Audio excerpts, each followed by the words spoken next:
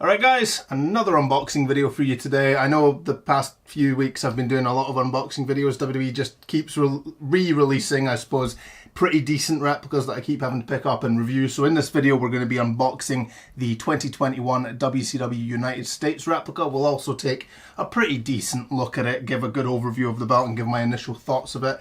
I'll look to do a kind of in-depth review in the coming weeks of this belt. But yeah, let's just get started. So as you can probably tell, my DPD driver Jim is probably sick of delivering and picking up parcels from me. So he actually helped us along with the unboxing. He got us started. So let's continue where Jim started, and that seems like the best way to unbox a belt. It worked, didn't it? Okay. I didn't know one way or another what the belt bag was actually. So we of course got the classic blue and yellow WCW logo, and it reads United States Championship replica at the bottom there. Standard belt bag as you would expect. Smells weird. Smells, I don't know, weird smell. Right, so I should mention of course this is the adult sized metal plate version of the replica. It is the 2021 re-release, so there of course was a 2003 WWE shop release around 2003-04, I think it was for the WrestleMania 20 releases. That's when a lot of the old belts were re-released under WWE, and it was a 2mm thick plate version with simulated leather. This is of course the 5-6mm casted plates with simulated leather. So let's take a look in this one. Let's take a look.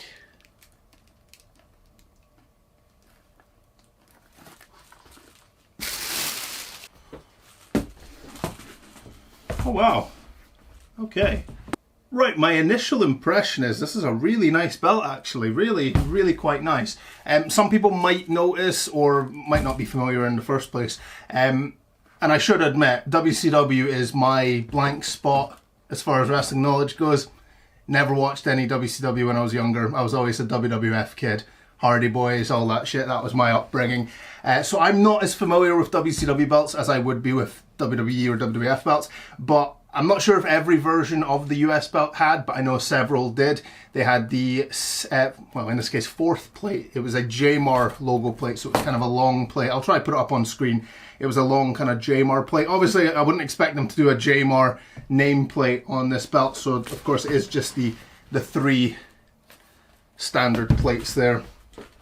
Right, in the next couple of weeks I will be comparing this to the 2003-04 version, which is the 2mm thick plate version, and oh, that's a lot better, I'll be honest, a lot better.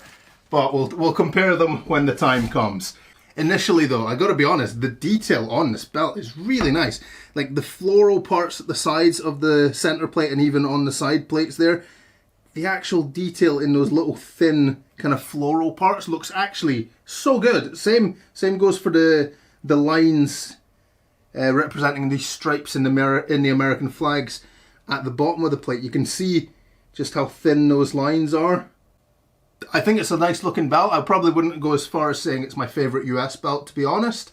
The blue paint is a little bit brighter than it would normally be. Like for example, the 2003 version is too dark. It's a very navy blue. I believe the correct shade would be kind of in between the two, so it's a bit strange. So I would probably repaint that, in my opinion, if I cared enough to kind of have this belt as accurate as I'd like to. I would probably repaint that in a little bit of a more royal blue. That's very much a sky or a baby blue kind of blue there in that flag.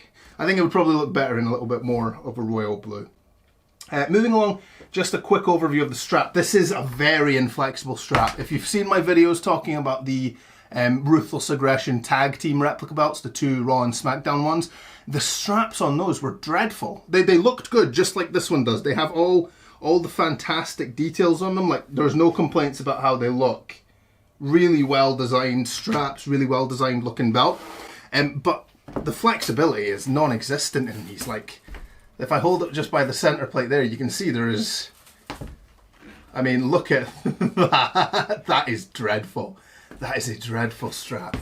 Yeah, that's my, the plates are outstanding. This is pretty much my consistent comments on almost all WWE replica belts these days is the plates are amazing. The straps are always really lacking. And weirdly enough, a lot of the newer ones are getting a little bit worse. They're looking better, which is fine. Obviously, these are primarily display pieces. The ones that are like me, who are obsessing about the fine details, who would get the belts re-leathered. We're kind of the hardcore belt fans, which, fair enough, we like what we like. But I gotta be honest, the simulated leather is not great. I don't like it. I'm not a big fan of that. The design of it is good, but I've mentioned before, like the 2021 Winged Eagle, that one, it has a pretty decent strap. It looks good, and it's a lot more flexible than this and the Ruthless Aggression tags. So I'm not sure if they're making the certain straps in different ways or what. But it's something to be aware of. Like I say, that's really, really bad, but it is what it is. As mentioned, these are 5 to 6 millimeters thick, casted details. So obviously the depth of all the etching you can see in these kind of blank areas. You can see kind of the difference once you compare it to the raised up eagle wings, or even the WCW logo up the top there. You can see kind of the depth of the etching around it. And of course all the floral on the side of the center and the side plates themselves. Yeah, the curve on this belt is pretty poor. It's probably unfair to compare every kind of new release to the Undisputed V2, but the fact that that had such a ridiculous curve kind of got my hopes up that they would start doing that on most belts. It's fine. It's a lot better than like old belts. Old belts you would normally get, they would be almost completely flat. So I don't have any complaints about it. If it was up to me though, I would have given it a deeper curve personally. Right, I'm just gonna flip the belt over so we can take a quick look at the rear of the belt. And as expected, it's just a standard replica strap, the simulated leather backing on the rear, and of course the stickers, and you'll see on the bottom according to their 2021 replica. So it looks good. Only 6 screws on the center plate. They've been doing a few different screw configurations recently on bigger belts, so it wouldn't have surprised me if instead of center screws they might have had just 2 and a total of 8 screws, but it is what it is. No complaints from me.